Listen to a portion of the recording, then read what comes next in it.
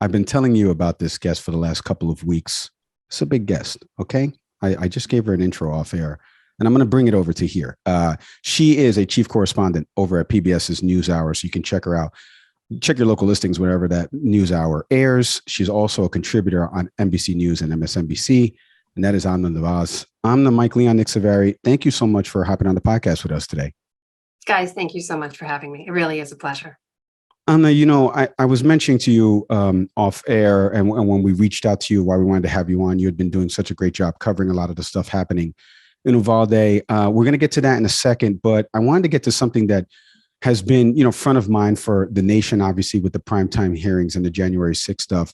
Yeah. We discussed this in our last episode when the committee had the Thursday night primetime hearing. Since then, they've had a couple subsequent as of this taping. There's been some damning testimony that we've seen released, like Bill Barr calling the allegations of fraud BS, Bill Stepien, Ivanka Trump and some of her words, to even John Eastman trying to request a pre-pardon, which I didn't even know you could do. What do you make of so far the way the hearings have gone for the committee? And ultimately, I think, and I don't want to speak in generalities, I'll speak in actualities.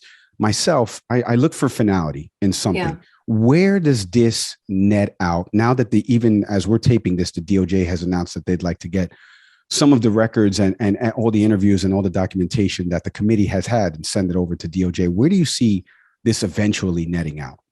So one of the things I'll say, watching the committee lay out their presentation day by day, because I think the big question going into this was, all right, after nearly a year of all this work, right, of tens of thousands of documents they've been going through, over 1,000 interviews, witness depositions and testimonies, like what do they have? How are they going to do this? And to see the way the committee has been laying out in narrative form, very detailed arguments, pulling very specific quotes and clips from each of those tape depositions, it is, no one can accuse them of not doing the work.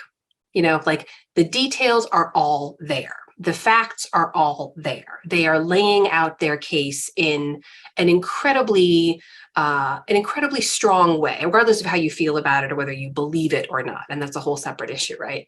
But there are two pieces to where it goes from here. And one is entirely speculative, and I don't even want to go there because the big question is like, will it change anyone's mind? Look, the truth is, I think a lot of people who look at the committee and say, this is a partisan exercise, they are out to get former President Trump, they're not going to listen to this. They're probably not watching or reading any of the coverage. And so that is what it is, right? We're not going to change that. We know where people are in this country. But honestly, the bigger, more important piece of this for me is the national security part of it.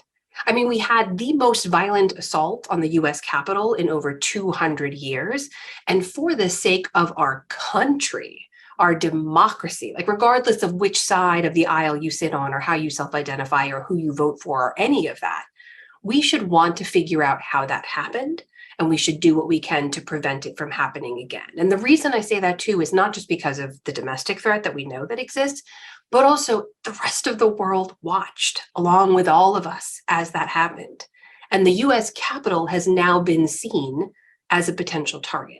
There's a whole world of worries that national security experts have when they saw what happened then and when they see what's happened since. And I think for that reason alone, both for the historical record, for what the story is that we will have in our history books for years to come, both for the truth, right? Which is like, that's what I deal with, it's facts and the truth, but also for that immediate piece, for the questions it raises about national security. I think it's important that it gets out there. I, as a journalist, am curious about the facts as they've uncovered them. And you're absolutely right, Mike. I mean, DOJ, the Attorney General Merrick Garland, has now said they're watching, right? The federal prosecutors are watching. And so we will see what comes next, if there is any kind of criminal investigation that comes after this. Well, I'm on the subject of the Department of Justice, what's going on right now with their recent requests.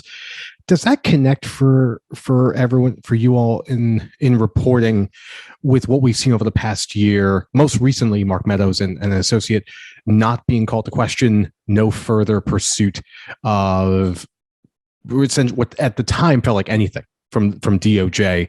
With what we're seeing today, does that seem to fill in the gaps with what we've been all wondering about, the lack of activity from the Attorney General's office over the past year? I think, a lot of people who are close to him, who've watched him work, will tell you Merrick Garland is very deliberate. It's very intentional. He's very cautious. And I can tell you from the White House perspective, they have kept such an arm's length distance because they don't want to be seen to be interfering in any way, like no political interference whatsoever. They saw what happened with the previous administration when former President Trump, or then President Trump rather, had a very active role in what Attorney General Bill Barr did or didn't do, was very public about what he wanted the Department of Justice, his Department of Justice, as he put it, to do or not do. And this president has come in and basically said, like, they are independent. I'm not going to interfere in any of this. And that's also why you don't see the White House weighing in day to day on any of the proceedings or revelations that come up in any of these hearings. So that's one of the reasons actually I found it pretty striking that Merrick Garland did come out after one of those hearings and said, we are watching, our prosecutors are paying attention. We know some of those requests have now been made. And, I think in sort of the abundance of evidence that has now been uncovered. The big question was, what do they have? What do they have? Well, now we know what they have. They have so many people who were closest to the president that we know, if all their testimony is accurate and true, we're telling him, you don't have this. The votes are going to take a while. You should not say that you won the election. Judges are shooting down and dismissing and saying there's no merit to your fraud claims. Your legal advisors are telling you not to do this. Your political advisors are telling you not to do this. And yet, then President Trump and a handful of his advisors persisted with this. And so there is something there for Department of Justice prosecutors to at least look into. And I think it'd be increasingly difficult if they continue to lay out that kind of evidence for the Department of Justice to not act in some way, whether they move forward with a criminal investigation or grand jury or not, for them to not say, we are looking into this. Amna, I want to pivot to why I originally reached out to you. The rash of mass shootings that have happened in this country. Obviously, you were down in Uvalde, foot's on the ground there, to what happened in Buffalo, California, Philadelphia. I mean, Nick and I did an episode 3 weeks ago that was titled 19 equals 199. And that was for 19 weeks equals 199 mass shootings. And since then, as of this taping, there's been 254. So almost, 50, 60 more that have happened throughout this country. I want to get into the Uvalde one specifically, since you were covering a lot of this. And, there's a lot been made about the police briefings out there, the ongoing investigation, the 78 minutes before anybody actually went into that classroom. And, obviously now the Texas House has opened up an investigation. DOJ is opening up an investigation. Can you take us through a little bit of your reporting down there in Uvalde, what you were hearing from these pressers of like the missteps that law enforcement did? Like, where do you feel some of this will also net out ultimately in getting people some type of closure as to what happened there and why it took law enforcement so long to act? Yeah, it's a great question. I'll tell you, it's something we're still kind of getting to the bottom of, I think. But on the ground, look, I think the most important thing we can say about all of this is, like, these are horrific events to cover, right? They're horrific in every possible way. And they are unnatural and cruel and just awful and that's to cover, right? I'm an interloper there and can't even imagine what it is for the community to be going through what they go through and the families to be going through what they go through. And so you start with that, right? Like, we show up as journalists usually when people are experiencing the worst moment of their lives. And there's really nothing worse than a parent losing a child in this kind of cruel and sudden way. And so that's where we start. And then on top of that, I think when we get there, the job is to just try to get to the facts. And you talk to as many people as you talk to. There's no good way to approach someone who's just lost a child, or someone who feared that they'd lost a child, or someone who lost a wife or a relative. There's just no way to do it, but we do it. We reach out as respectfully as we can. We talk to everybody we could in the area, witnesses around the school. We reached out to as many law enforcement people as we could. And I'll tell you, on the ground, from the beginning, we were getting a lot of conflicting stories. And I think there was an important lesson for a lot of us as journalists in this, which was we need to treat the official narrative that we get as one narrative, not the narrative, but one narrative that deserves rigor and skepticism, just like any other narrative that we're taking in. Because there was a lot of pushback on people saying, well, you can't necessarily trust eyewitness testimony. People who've been through a trauma don't always remember things correctly. And that's probably all true as well. But we saw how quickly, literally within hours and within a matter of a day or two, how quickly the official narrative just completely unraveled. And things that they were telling us about the narrative, about the bravery of the police officers, about how this was a barricaded subject in a room, about how there was just one classroom. None of those things were true. And it took people asking questions, and it took other narratives. It took an 11-year-old girl, right? It took an 11-year-old girl saying out loud to reporters, I was there. He saw me. I covered myself in my classmates' blood to hide from him. He went between the rooms. I was calling police. I heard them in the hall. I know everyone out there has heard these stories, but I think the lesson, the takeaway for me from all of that was we have to listen to everyone. I mean, the truth doesn't come out immediately. It's not the thing that you get as soon as you land, and it's not the first story that you get. But the more you pull and the longer you stay and the more people you talk to, the truth will always come out. And, it was, just for the families on the ground, it was the worst possible truth, right? It was that this was all completely preventable. It was that the people that they called to help them didn't do what they were trained to do. And as a result, probably kids died because of that. Kids who might have gotten medical attention and been saved in the intervening minutes. And, now there's investigations, and now we'll follow up and we'll see what happens and, what changes as a result of that. But it doesn't change what happened on the ground, which is, that another American community has been forever changed. An entire generation of kids there, most of whom survived. Let's not forget that, right? Like hundreds of kids survived and left that school, but now have a memory of that day or lost a friend or know someone. And they will have to live with this for the rest of their lives.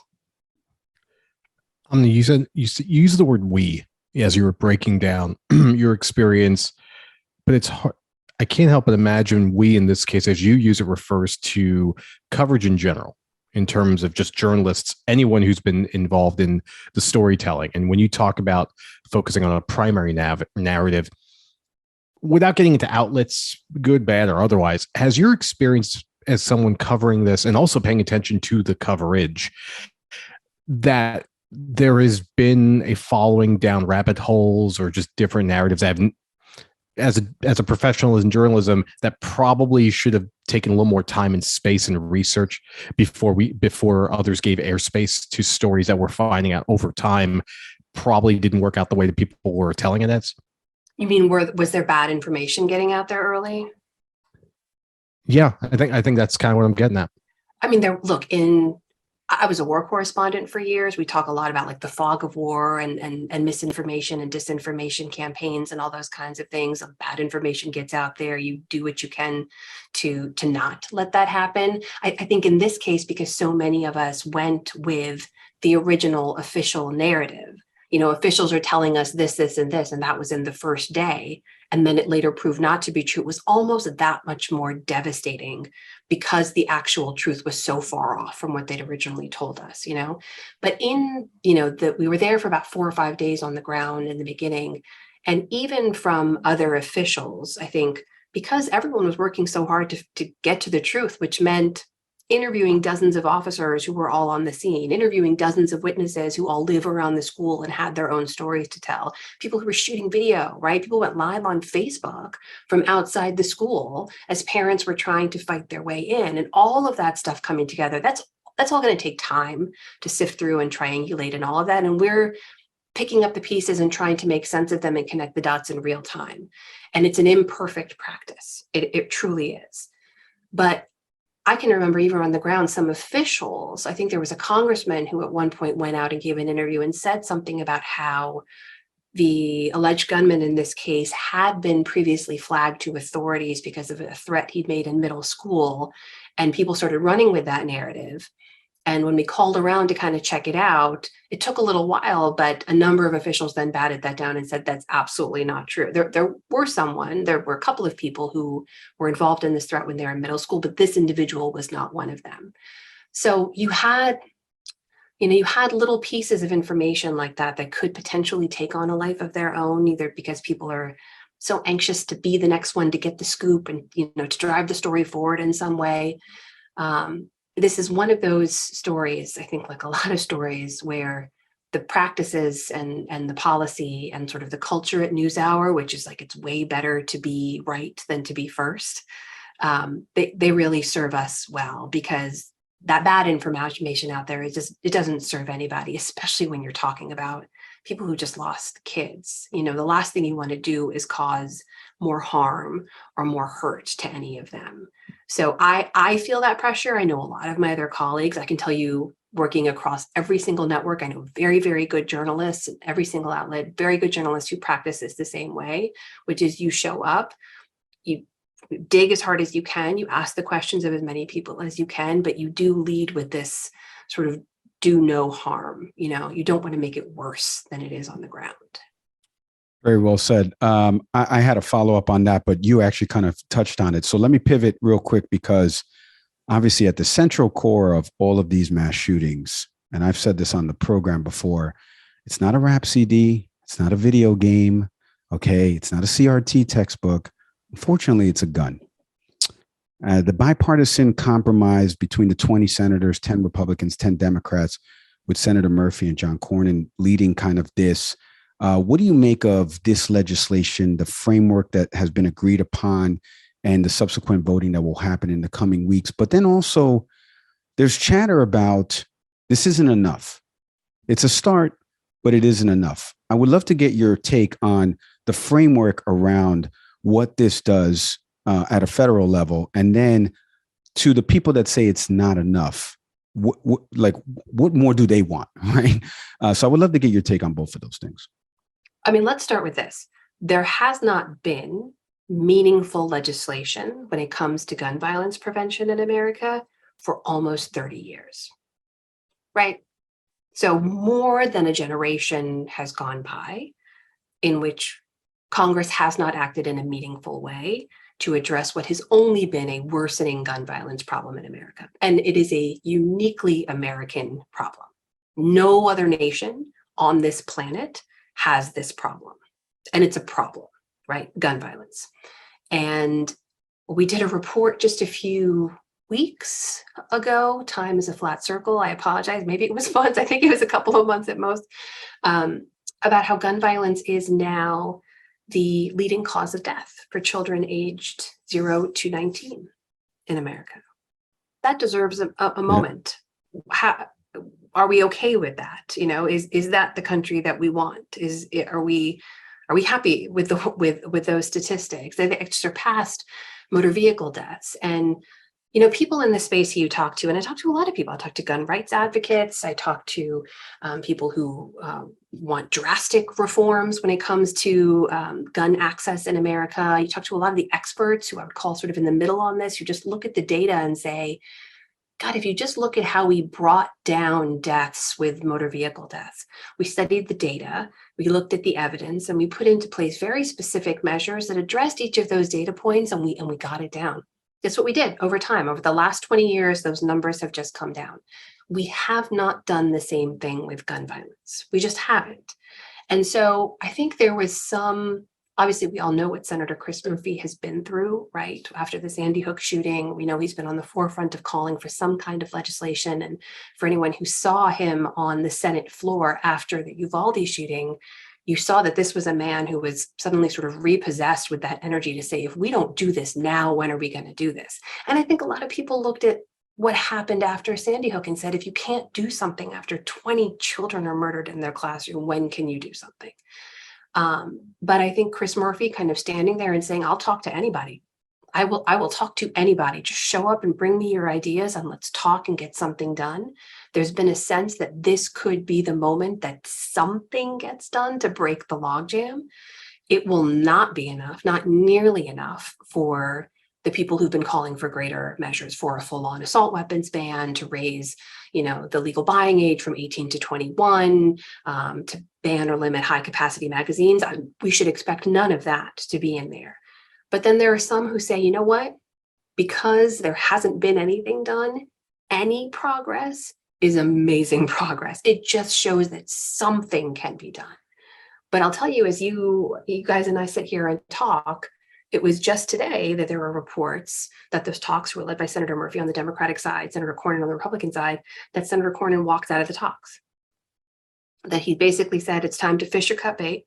We are where we are. Our reporting shows that they're kind of centering and circling this idea of how to incentivize states with federal funds to either enact or bolster existing red flag laws, which would basically empower judges and authorities in a state to say, we think you're a risk to yourself or others. You are no longer allowed to have a weapon, or you are not allowed to buy a weapon. And wherever they are in those talks, Cornyn said, we're done. Either Democrats are trying to push too much, or I'm not happy with where these are going. We know there's no red flag laws in his state. So now we wait. They're right on that precipice again, where we are far enough away from the tragedy that some of the emotion has died down. It's really, they were trying, I think, people who wanted to get something done to use some of that momentum and energy to say, let's get something done and show America we can do something. But it always carries the potential of falling apart. And I think a senator walking out of the talks will either force them to do something in a much more limited fashion quickly, or nothing gets done again. I'm glad you brought up the relationship between at the federal level and the state level, because when I was reading through Senator Murphy's tweets last week, when he was just taking us through the different items of what this proposed bill would be, a lot of it did strike me as, sounds great, but you need state level enforcement. A state that doesn't want to participate, well, not taking on federal dollars, what are they to lose here? In what you're seeing in the reporting, and especially with the reactions of other senators, it seems somewhat muted on really the right in this case, because normally you would have folks that balking at this, and it seems somewhat quiet on that side as these talks are going on. Is the perception from others reporting, and yourself included, that there is a mulling over among the party about the feasibility of this bill, of being in general okay as a Republican senator moving forward? I think there was a general sense after Uvalde that if nothing got done, the American public would basically look at Congress and say, what are you even doing? Like, if you can't even do something after this, what can you get done? And I think that fed a little bit of energy, particularly on the typically more reluctant conservative side, to say, okay, what can we do? What can we do? And the thing of it is, I go back to data again and again. Like, I'm a data nerd, right? So you look at the places where red flag laws are in place, and we go back again and again to Florida. Right? Florida had that horrible Parkland school shooting. They put into place red flag laws, and we know in the years since they put that into place, thousands of weapons have been confiscated, temporarily held, or not been able to be purchased by people who were deemed to be a risk to themselves or to others by judges there. Like, that's happened thousands of times now. We know that. And so gun violence prevention experts will look at that and say, see, like, it's working. It can work. And I think if it can work in a state like Florida, they say some version of this can work other places. And again, it's not everything. I mean, it's not nearly what people who've been looking into this for years would say we need to do. But if you can't break the log jam somehow, if you can't, after 30 years of basically not doing anything meaningful on this, if you can't move forward with even a half step on this, I think there's a real sense within, particularly senators on both sides of the aisle, that the American public are really going to start to, not that they already haven't lost a lot of their trust in the system, but it's really going to chip away further at that. But the other issue is, and I hate to bring it back to politics, this is like the cynical side of me kicking in, there is a midterm election looming. And that has to be a calculation for many of them. And this is not, it's not a huge issue for most Americans. It's not going to be the single voting issue for most Americans. That is also a fact, right? Polls have shown that, history has shown that. And the further away we get from these kinds of events that tend to get a lot of attention and a lot of outrage, people's interest in them also tends to die down. And so I don't think we can discount this very cynical political calculation that is also going on as part of these discussions. And which is why people like Senator Murphy and others say, okay, we have to get it done quickly, otherwise we won't get it done at all.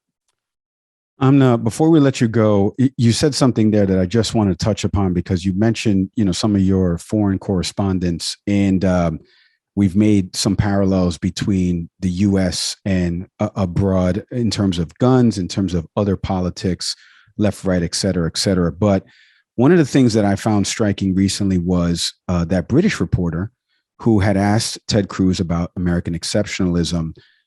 What do you make of American exceptionalism? You've been across the pond. You've covered things across the way. I think there's a tendency, especially for my family that lives in Galicia over in Spain, that they always come back to me with what's going on over there? Why are you guys like that? Right. And it's in Spanish, it's better and it's more articulate. But what do you make of not only the exchange between Senator Cruz and that reporter, but American exceptionalism, this gripping to something that we're the best in the world, but we're also the worst in the world at a bunch of different things that we don't, take ownership of. Guns being a prime example. What do you make of American exceptionalism, especially since the coverage of what you've done across overseas? It's a very complicated topic. I'll say this. I'm first generation American. My parents came here in the 70s from Pakistan. And the way that my sisters and I were raised here was, kind of a split existence. Like I'm American, right? And I know that because when we'd move to Pakistan every summer, as we did, people there would tell me like, oh, you're not from here. Like you are very American. Although when I was here, everyone's like, where are you really from? You're obviously not American. So I recognize and I understand, and I am deeply grateful for how wonderful this country is. I am. I would not have the life that I have. I would not be able to practice this work that I love to do. I would not have, the opportunities that I have, that my daughters now have, the marriage that I have, all of these things without this nation. I know this to be true. I do. And I look at the path of my family, and in 2 generations, we went from my grandmother, who was married off to a man 12 years her senior as a teenager and grew up in the village and didn't finish her education, to me, who is here on a national news network, like moderated a presidential debate, like that, not that those kinds of things don't happen in every country. And I know that. At the same time, my job is about the truth. And I think we are in a period of American history where we're taking a hard look at the truth that we tell ourselves about this country. And that goes not just to where we are in relation to other nations, about where our education system ranks, how do we prioritize American lives over American civil liberties or other rights that we believe are enshrined in our Constitution. It goes to how we view our history of racism. It goes to how we talk about our history of racism and who we are and how we got to this place in our country's history.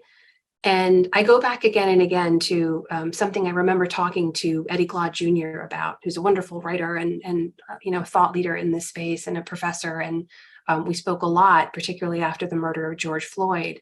And I remember him saying, we have to tell ourselves the truth. We have to tell ourselves the truth about who we are. And I think we're struggling with that as a nation. And I think there's a lot of opportunity in that struggle and that chaos and that turmoil to come out of it better and to better live up to the ideals that we've set out, to the story that we tell ourselves of who we are and what this nation is. But we are not there yet. Like, we are not there yet. And I think a lot of things have shown that to be true. I think about what it was like to stand outside the Capitol building on January 6th and see people storming up those stairs. And I will tell you that is a scene I've seen many times in other countries. I've covered those stories around the world. And I said it on the day during our live coverage, I never thought I would see that in America, but I did. And it tells us that we are not immune from the same issues that have plagued a number of countries around the world since the beginning of time.